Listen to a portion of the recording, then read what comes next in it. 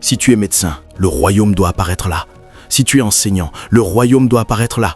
Si tu es avocat, le royaume. C'est pourquoi cette conférence a été organisée. Ce n'est pas juste pour te donner à manger.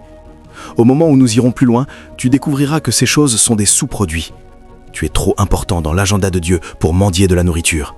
La nourriture est censée être un sous-produit. La raison pour laquelle tu es attiré vers Dieu, c'est pour quelque chose de supérieur.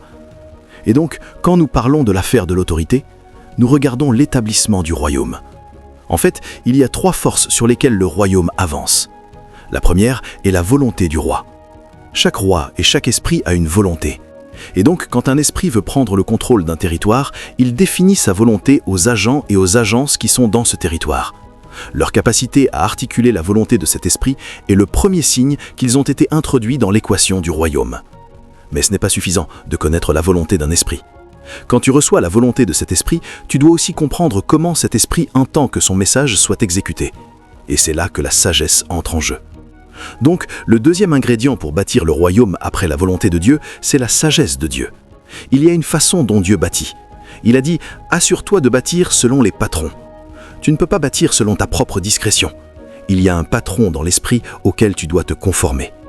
Et donc, quand un homme veut bâtir le royaume, en plus d'articuler la volonté de Dieu, il doit être introduit dans l'équation de la sagesse. Il doit capter les fréquences de Sion et les télécharger sur la terre. Même l'arche que Noé a bâtie, Dieu lui a dit « Regarde les dimensions. Ne sois pas créatif ici.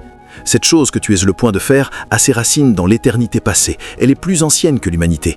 C'est une technologie qui est âgée.